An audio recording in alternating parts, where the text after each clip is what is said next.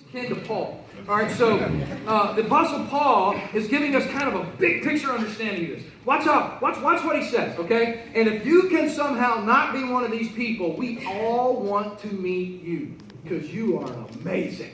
All right, so listen to this.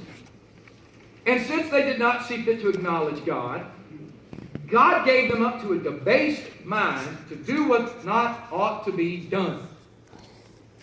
They were filled with all manner of unrighteousness, evil, covetousness, malice. I'm bad, but I ain't that bad. Okay, they're full of envy. Dang, that just got us. Well, I've never had envy in my life. Okay. All right. They're full of envy, murder. So I never murdered anybody. Jesus said you hate somebody, won't forgive them, you murdered them. They're full of envy, murder, strife, deceit, maliciousness, ill will towards others. They are gossips. That just condemned every Baptist in America to hell right there. All right? They are gossips, slanderers, haters of God, insolent, haughty, boastful, inventors of evil. Like we've come up with new ways to be evil. Disobedient to parents. So if somehow you have convinced yourself that you are none of those, I am sure you had a thing called terrible twos. Right? Disobedience. Yeah, but it was just when I was 2. Okay. You just go and believe in that. All right? So, disobedient to parents, foolish, faithless, heartless, ruthless. This is how man is. This is human nature. This is how we all are, including us around with the preacher. This is us. So Paul just wasn't speaking of sexual immorality as a testimony of lostness. All of these things are a testimony of our inability to love God. That's all sin. And it's all justly said by God to be removed from Him. Though they know God, they decree that those who practice such things deserve to die.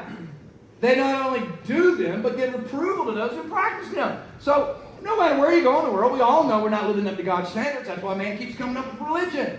You go down, I've always said, you go down here to Charlotte, put a blindfold on, get on any plane, and you will land somewhere where somebody's trying to come up with a religious way to make them feel like they are deserving of whatever they think God is.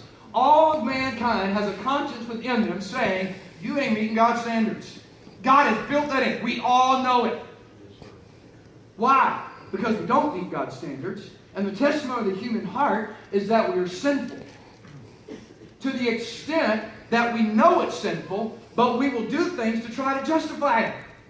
We will have parades to try to get everybody else to agree that what I'm doing is not... Here's the latest. Here's the latest. I was baffled. I couldn't believe it. There's stuff coming out of some Planned Parenthood type organizations that are trying to get Hollywood to have TV shows that make light humor of abortion.